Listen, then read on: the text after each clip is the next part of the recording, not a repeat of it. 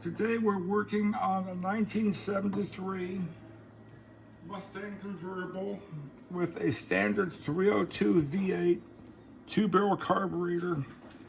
This carburetor is the original factory Motorcraft 2150 two-barrel.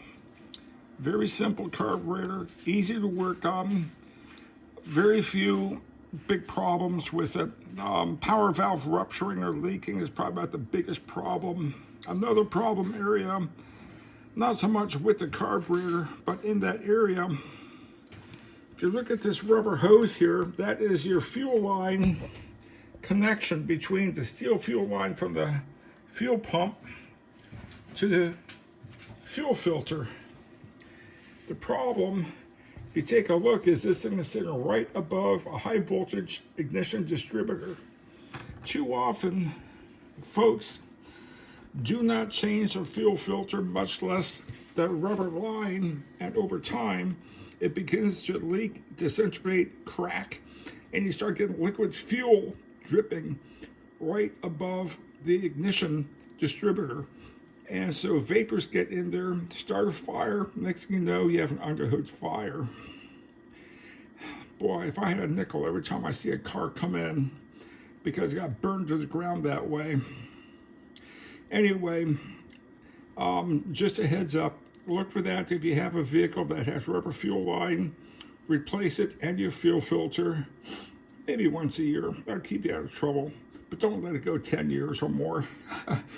Now, I've had a friend ask me some questions about the carburetor, this carburetor on his Mustang. I thought I'd go over a couple of things with it, and this will be in a couple of video clips. I'll try to assemble them to make them kind of smooth and contiguous, but we'll start with the automatic choke. This engine is cool right now. Hasn't run for a couple of days. It might be 62 degrees or 64 degrees outside, so it's not cold, just cool. But if you take a look at the choke plate, you notice it is partially closed and under tension. Inside this choke cap is a coil, a bimetallic spring coil, that as it gets warm or cool will expand or contract, putting tension on the coil that is connected to the linkage that causes this action. Now, at this moment, that choke won't close any further until I open the throttle a little bit, at which point the linkage down the side here is pretty complex. I'm not going to ask Linda to try to get a lot of detail in there. I'll kind of explain what's going on. Once I open the throttle, that linkage resets, and this thing will snap shut. Depending on how cold this coil is, will determine how much pressure is put on the thing to snap it shut. When we start the engine, that choke plate being cold will cause more fuel to come in than normal while the engine is trying to start or run. Now, let me talk about air-fuel ratio. A lot of folks think air-fuel ratio is normally about 14.7 parts of air to 1 part of fuel. That's bullshit.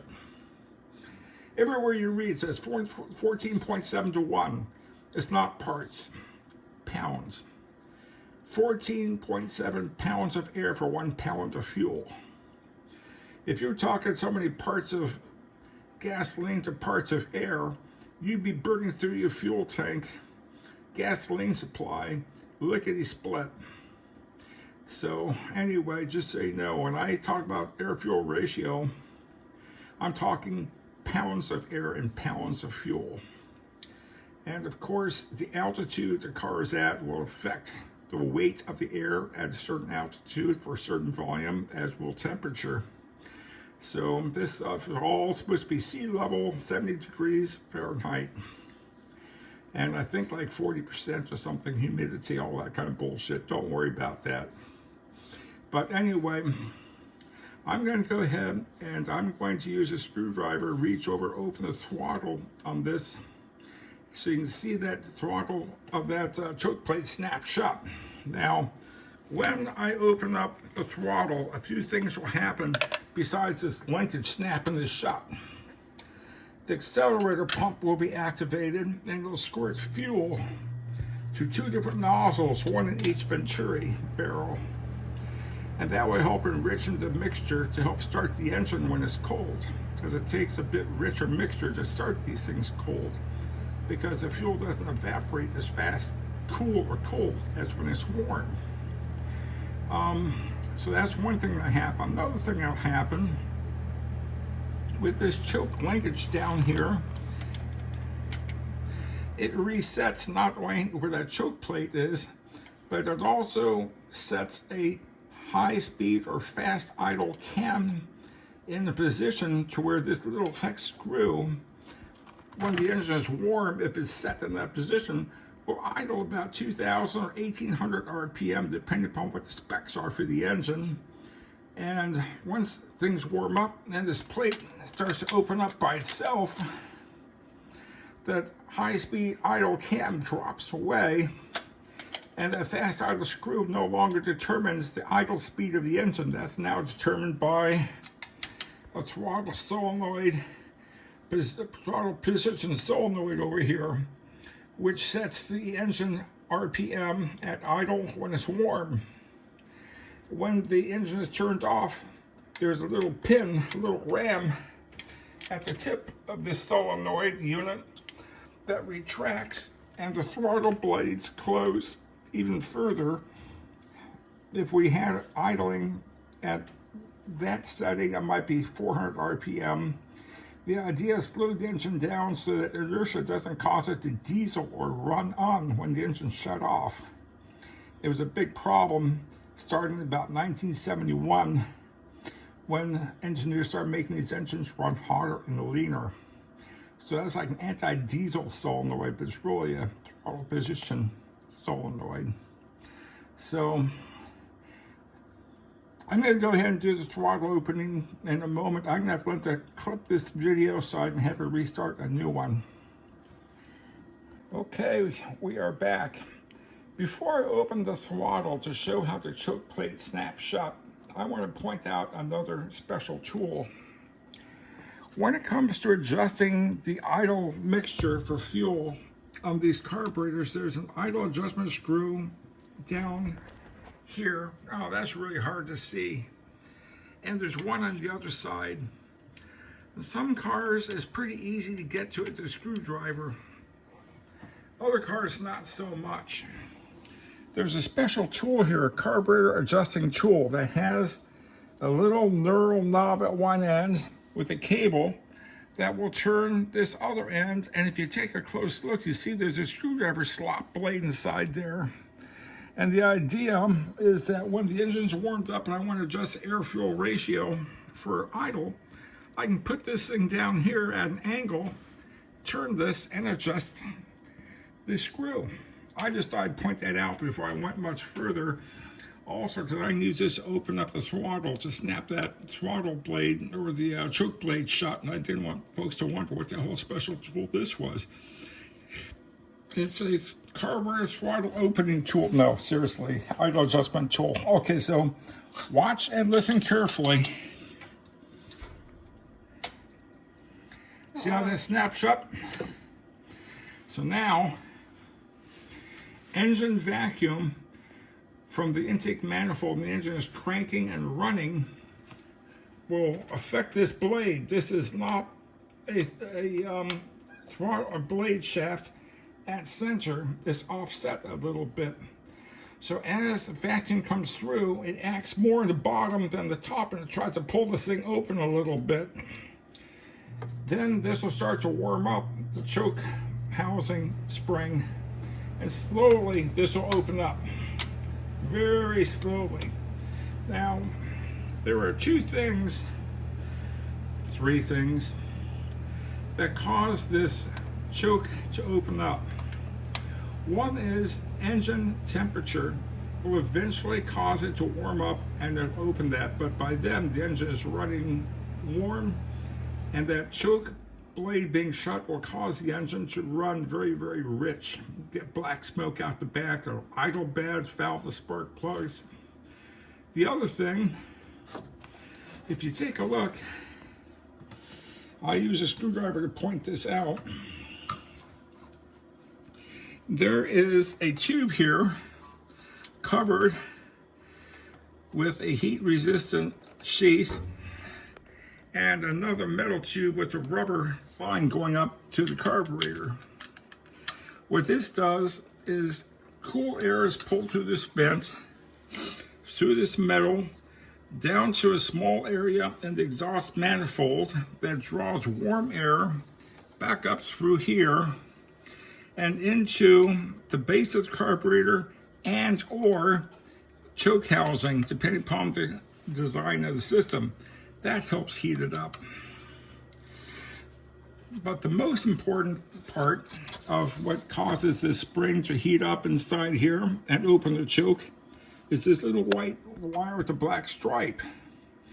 It's going into a special little heater, electric heater, inside the choke cap. The reason I bring this up is because if that electric heater isn't working correctly, this thing will run rich for the longest time. I just replaced this, in fact, on this car about half a year ago, because I noticed that this thing was dumping black smoke after a few minutes of running, and it shouldn't have been. I took a look by taking off the top of the air cleaner housing and saw the choke was partially closed, so I knew what happened. Well, this white wire with a black stripe is unlike any other wire in the car, not because it's white with a black stripe, not because it's used to connect to the choke heater, because it is not connected to battery 12-volt DC or direct current voltage. It is actually connected to a special terminal in the back of the alternator called the stator terminal. The stator terminal doesn't put out 12 or 14 volts like the output terminal does. It puts out lower voltage, I think about 8 volts or something, maybe 6. But it's not DC direct current. It is AC, alternating current. Everything else in this car is based on DC, direct current voltage. Except that. That's what makes it different. So if you're having a choke that isn't opening up after a few minutes of running, you need to check and make sure you're getting voltage down here. If you are, most likely the cap itself has failed. Oh, by the way, there's something else.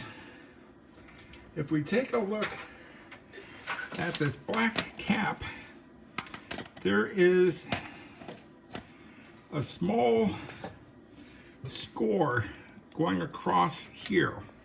Maybe you'll see it, I hope so, in the plastic. That is called the choke cap index marker. That gets lined up with the choke housing. There's little bumps here, little lines. The long one is 0. Then you go forward is lean, back this way is rich. I think I have that set for rich, either 1 or 2. Now, I believe these engines this year, they were usually set for number 2 lean. I like my engines to run a little bit more rich than that. It's smoother that way. I'm not too concerned about the emissions in the atmosphere with all the new cars, with all the computerization. I'm more after comfort and convenience. But anyway, if the choke is staying too rich too long, there are 3 screws here, here, and way down here for the choke cap retainer. You loosen that enough so you can rotate this choke cap, and if it's running too long, too rich, you rotate it forward, and that eases up the tension on that spring for the choke plate, and it'll open up sooner. Be less tension on it. Another thing, when you're done, tighten them back down. There's retaining screws. This metal plate here, that is there to keep dust from blowing back on this linkage and getting it all gummed up. It gets gummed up anyway over time, but that is nothing more than a little dust deflection plate, nothing else.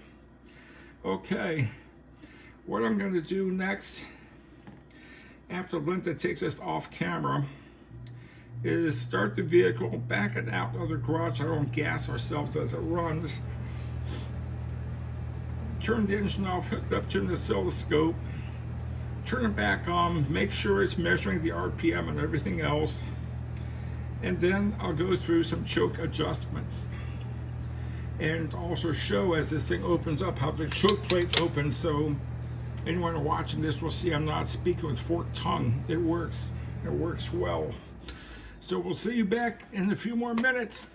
We're back, and now I am hooked up to an old school diagnostic machine called a Sun oscilloscope. And the oscilloscope is going to be used to measure primary and secondary ignition voltage as spark plugs are being fired and the ignition coil is being discharged, and the engine RPM. There are 4 connections. 2 of them are inductive. One is an inductive lead that picks up electromagnetic field movement on the ignition coil. The other is another inductive lead that goes to number 1 ignition wire. That's the trigger. These will tell me when voltage is fired to the spark plugs and how much voltage is being output by the ignition coil. Then we have, for the primary ignition, a ground wire I'm attaching to the carburetor as a good ground. And then we have a positive lead that needs to be connected to the ignition coil on the negative side, not the positive side, but negative, the side that goes to the ignition points. This is going to measure primary ignition voltage when the primary ignition triggers the coil field to collapse and discharge, and also what's called the dwell angle of the ignition points. How long are they closed for their 360-degree rotation? Where there's 8 lobes, there's 45 degrees per lobe. Of the 45 degrees, the points need to be closed long enough to saturate the electrical current in the ignition coil. So when they pop open and the magnetic field collapses, there's enough electromagnetic energy to fire a strong enough spark through the ignition coil secondary output to fire a spark plug. It also is going to measure the engine revolutions per minute, or RPM. Now, funny thing about these Fords is that back in the day, these things had little push-on connectors for the ignition coil. That makes it really hard to connect this alligator clip. So I fabricated a small piece of wire with a round hole that goes over the negative terminal on the ignition coil. And then I'm going to push on the push-on connector. That way I get current flowing through the coil like I should to the points, plus I'm going to be having voltage supplied to this lead for the oscilloscope, so it will measure the dwell angle and the engine RPM that I need. And of course this popped off, so I have to put it back on. Now I'm going to have Joe in a few moments come over and videotape this, unless he wants to start the engine. But here's what I want to do. Since the last video, this engine ran less than 1 minute as it was backed out of the garage. The choke plate opened up a little bit because it was just running. Engine got turned off and stayed open. Well, I'm going to have either Joe or Linda start the engine after touching the throttle. So you see this plate snap shut, and then when the engine starts to run, you see it plate open a little bit. I'm then going to measure the voltage of the electric choke to make sure it's outputting AC voltage. And then we'll wait until the choke plate opens because this heater is warming up the bimetallic spring. So you can see that happen. And then you'll see the engine RPM drop. Then I'll start to adjust the carburetor. So, which of you wants to go ahead and start the engine? It's over there. I'll just hand them the key. Okay. It's up to you, Joe. Make us proud. I know it's a hard thing to do. So what I want you to do is give it maybe half throttle. Give it half throttle, crank it over, and fire it up while Linda records this. And just let it run for a few moments. Now watch as he opens that throttle. That blade will shut again.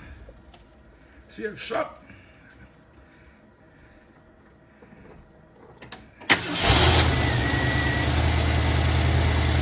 Okay.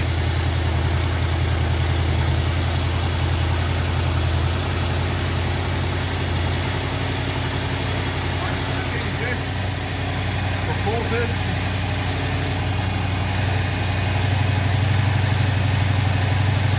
AC voltage.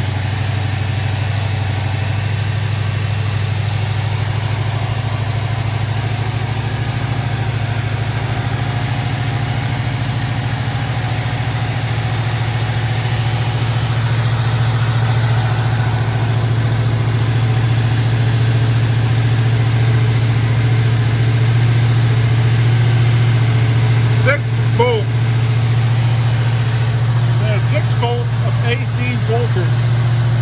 If I have this set for DC, watch what happens to the voltage.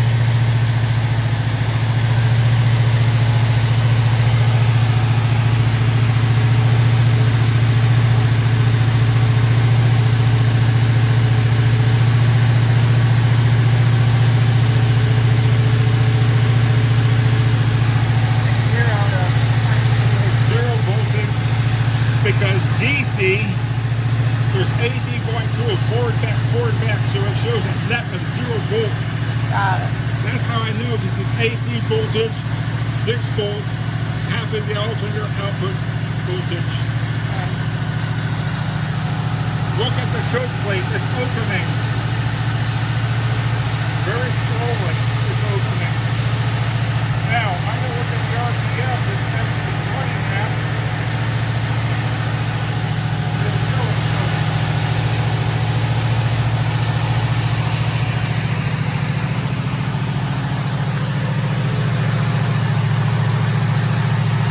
After I turn it on.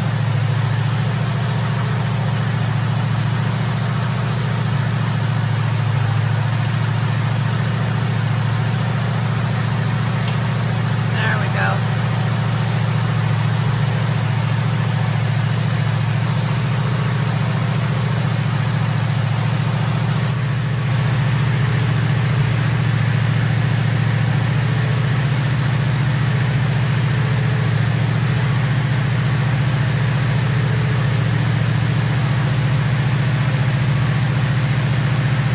There we go. So what'd you put it on? 1200 down there? 12,000. 12,000. And that made the RPM be Yeah. So we're running about 910 RPM.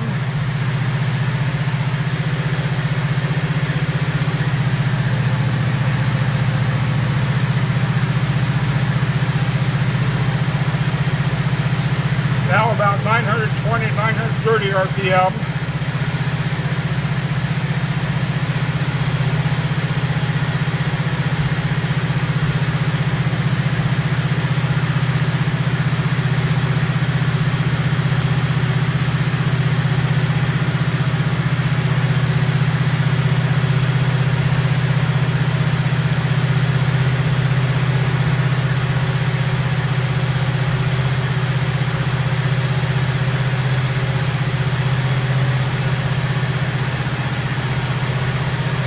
Spark plugs all firing about 5,000 volts.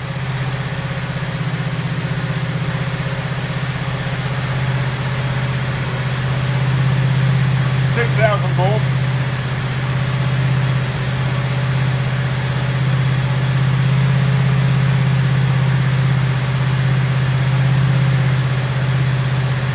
They're all firing about 36 degrees of 12.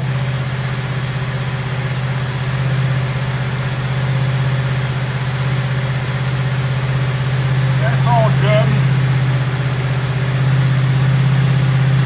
But I'm not seeing how many degrees of dwell I've got. I'm still trying to figure this out.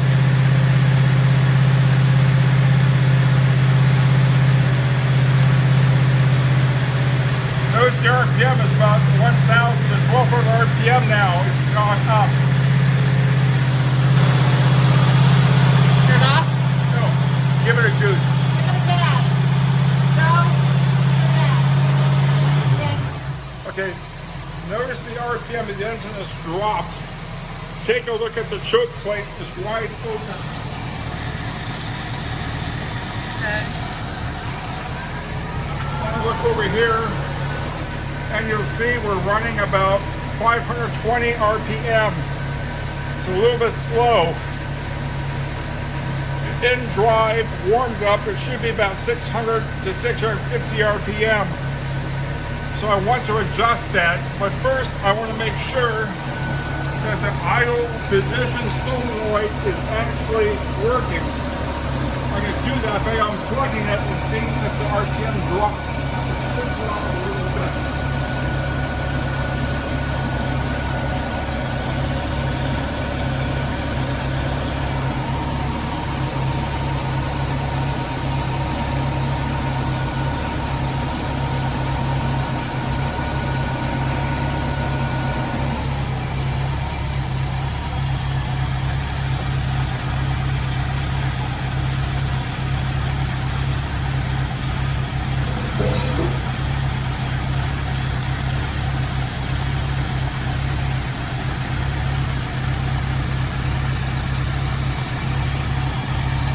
Going to unplug the wire leading to the solenoid.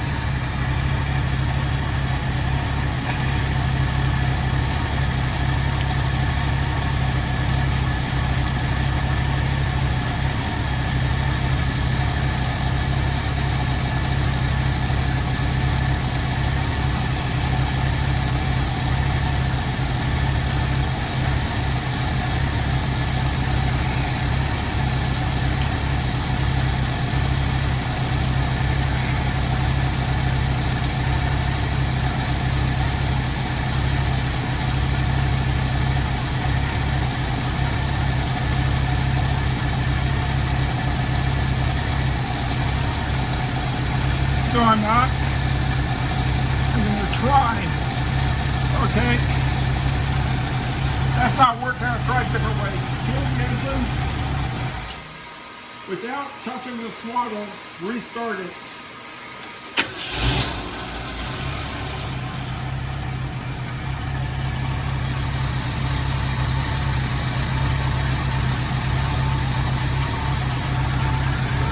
And now it's idling about 380 RPM.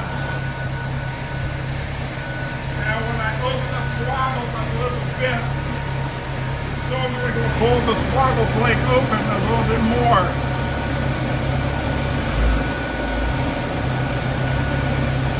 Now,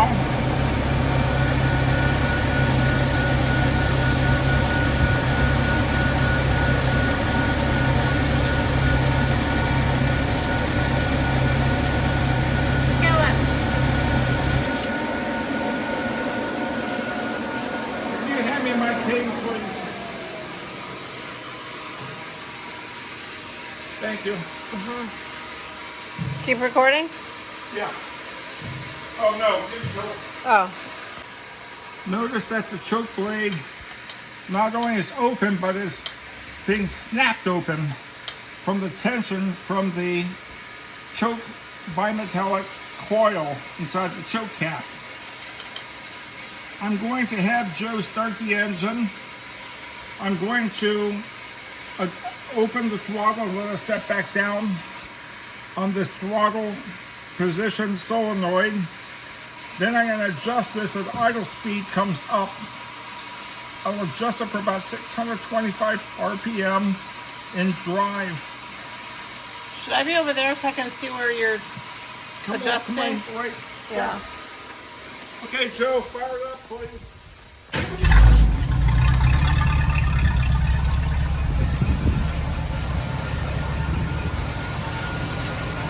Okay, so right now, it's idling about 440 RPM, so 520, 540. I'm going to open the throttle a little. Then go up that notch, trying to start to adjust it up.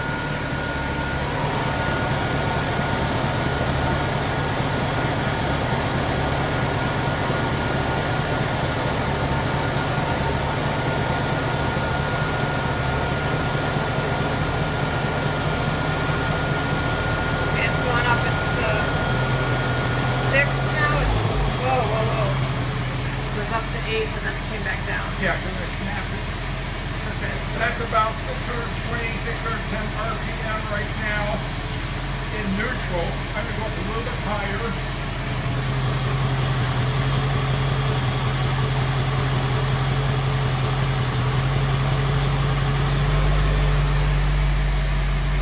That's almost 700 RPM. Okay, put on the brake, put it in drive, please. Brake and drive. 600 RPM, I went up a little higher.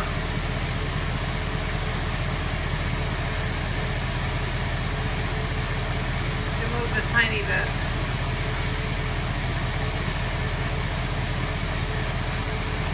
Put it in park, please.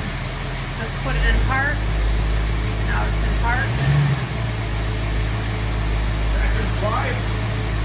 Going back in drive now. That's about 620, 625 RPM, right where I want it. Okay. Put it in park and fill it.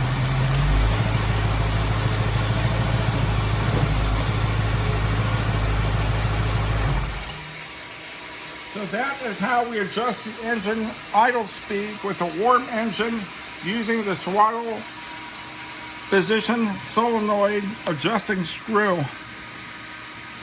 If we were to restart the engine without touching the throttle, it would idle about 480, 500 RPM. We don't want it to be closed off completely because when the carburetor cools off, the barrels will contract around the throttle blades and it'll seize up. And the engine, you can't open the throttle or it snaps real hard when you do open it. So we always want it to be idling at some minimum speed. What I'm going to do next is I'm going to go ahead and hook up the timing light to this engine off camera and check the ignition timing on the engine. However, before I do that, folks who see my videos once in a while about engines and stuff know I'm really big on checking these vacuum advanced diaphragms. They rupture and leak, have to be replaced. This I checked the other week. It is not leaking, but when testing the ignition timing, that's supposed to be unplugged. So no ported or manifold vacuum gets down here and advances the ignition where we don't want it advanced. Now the specifications for this engine call for 6 degrees before top dead center at 650 RPM with air conditioning or no air conditioning. This was originally no air conditioning car. has aftermarket air conditioning. Either way, 6 degrees before top dead center. So I'm going to make sure we're sitting down there at about that point. Now the ignition on the primary side for some reason wasn't giving me the dwell angle. I'm not sure why, but I think it's because we have a Dakota instrument panel in the car that is reading off of the tachometer also, might be affecting that. But on the secondary ignition on the scope, I can see we're hitting about 34, 35 degrees of dwell, which is about what I want, I think. Let's see. I can't read the dwell angle on the yellow tag, but usually it's like 28, 32 degrees. If we're 34, 35, I'm fine. We're gonna go off camera. I'll hook up the timing light. We'll check the ignition timing. And then I'll talk about adjusting the air-fuel ratio for the idle. Okay, now we're going to go ahead and check the ignition timing using a timing light. It's an inductive trigger around the #1 plug wire. I've unplugged the vacuum advanced diaphragm. We're ready to go. Fire it up.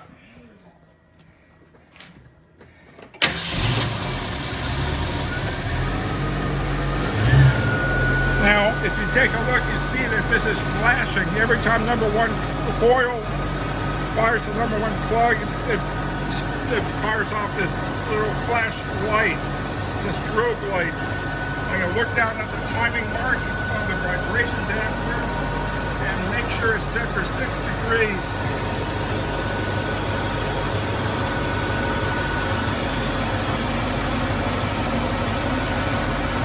Okay, it's really hard to see in the camera, but previously I marked the timing mark and the timing blade so I could tell where it was at. It is at 6 degrees. So now I'm going to adjust the idle mixture screws. I could do it with a vacuum gauge, I could do a tachometer, or I could do it old school by ear. I'm doing it by ear. Put the brake on and put it in wide place.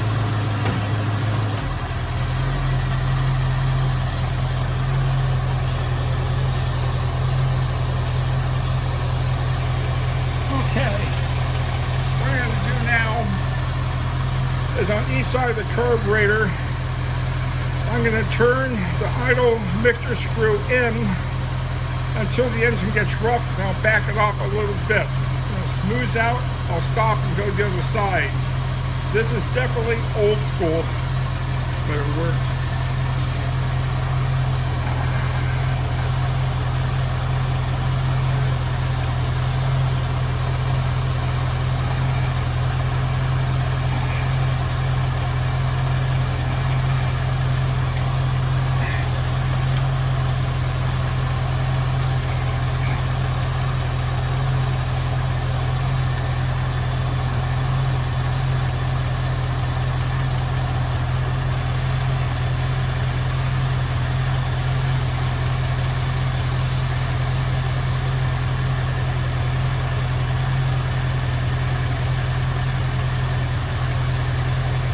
I can tell that the engine is rougher.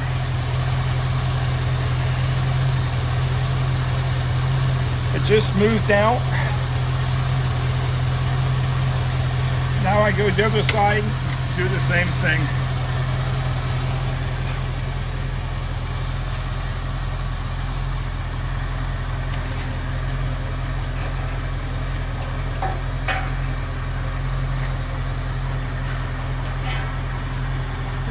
Gonna go the long way instead of dealing with the cord.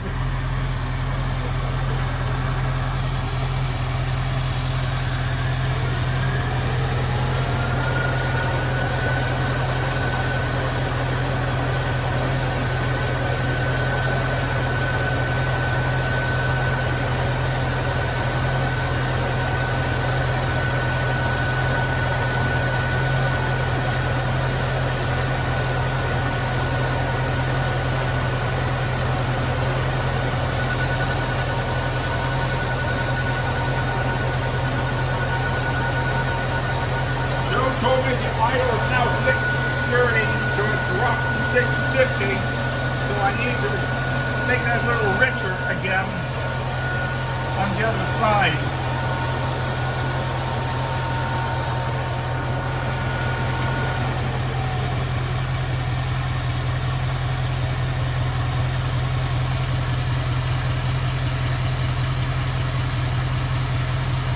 Hand me the light, please.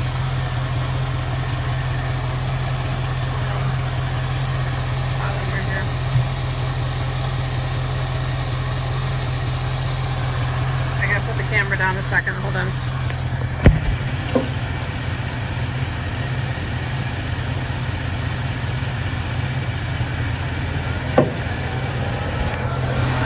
Thank you. There we go.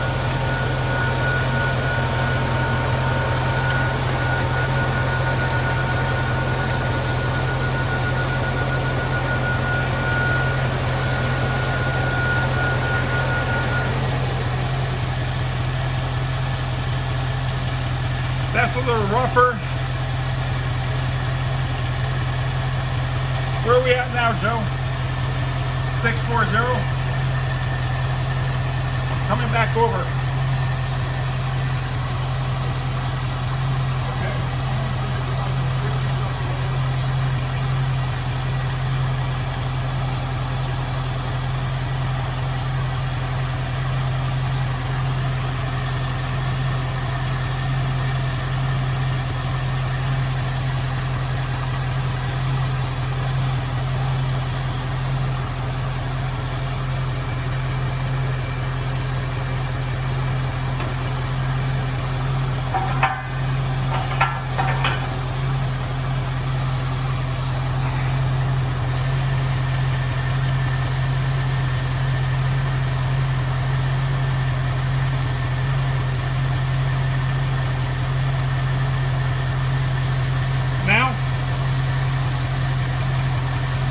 Can't hear you. How about now? Okay.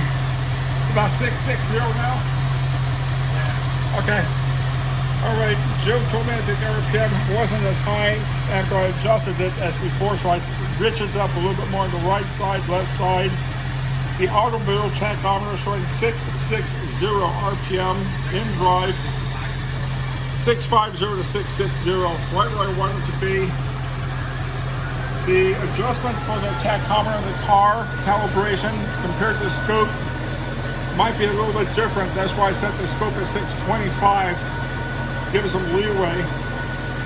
But it's running good. We're gonna turn off the engine, button this thing up, and this requires a test drive to make sure that it runs well. It does, and it will continue running well. I hope that the video has been of some help. Very easy carburetor to set up. Oh, and look at the choke. It wants to stay open because it's warm. It really works. Okay. Bye.